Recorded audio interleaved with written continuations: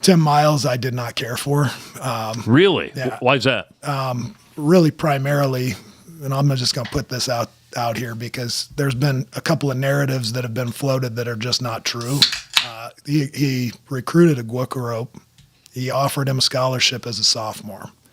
Mind you, I've never talked one time in my life to Tim Miles prior to this. Now, explain the story with Arop and in your relationship with him. So Aguek had two older brothers, Arop and Makor Arop, that both played for us at South when we were at South.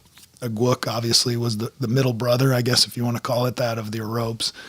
And, obviously very gifted. We knew it in 8th grade he was going to be special. But I was a little bit surprised to hear Nebraska offering him as a sophomore. But on the other hand, I'm looking at it going, well, you don't want to get beaten to the punch, especially when it's a hometown guy or a home state guy.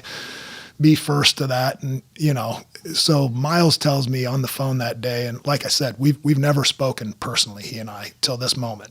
Don't know how he got my number. Don't know how I end up talking to him. He calls me when I'm at Planet Fitness working out.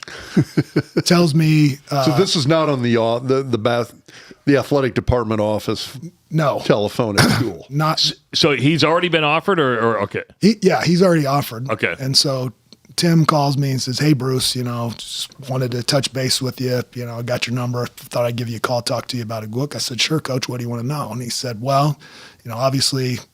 He goes, "Do you think I'm crazy for offering him?" I go, "Come on. If you thought you were crazy, you wouldn't have offered him in the first place." I go, "What do you really need to know? Ask me what you need to know and I'll tell you." And he goes, "Well, obviously we see that, there's something there on the court. What is he like off the court? How's his work ethic?" I said, "Work ethic is exceptional. He spends a lot of extra time. He's usually one of the last kids to leave every day." It's like, what about behavior? Is he getting in trouble? I'm like, no, you're never going to have to worry about him. How is he as a student? He's a great student. And so he's like, well, listen, man, the only way we'll ever back off of him is if he gets in trouble off the court or he stops working on the court. And I go, sounds like you're going to be in it for the long haul then, Coach. And somewhere along the line, one of the assistants decided Aguek wasn't good enough to play for Nebraska. Tim buys into it.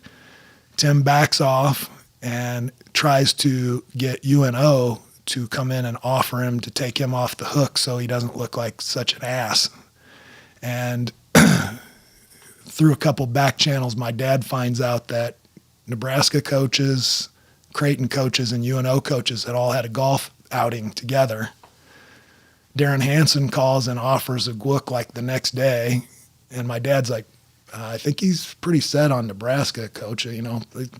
Thanks for calling. If something changes, we'll let you know. But I think he's dead set on going to Nebraska." And my dad hangs up the phone and is like, "That's weird. Weird thing." And so he hears about this golf event the next day. He calls up Tim immediately and says, "Coach, I know what you're doing." He goes, "You're getting cold feet and you're trying to shop him out to somebody else to save face. And that's not okay."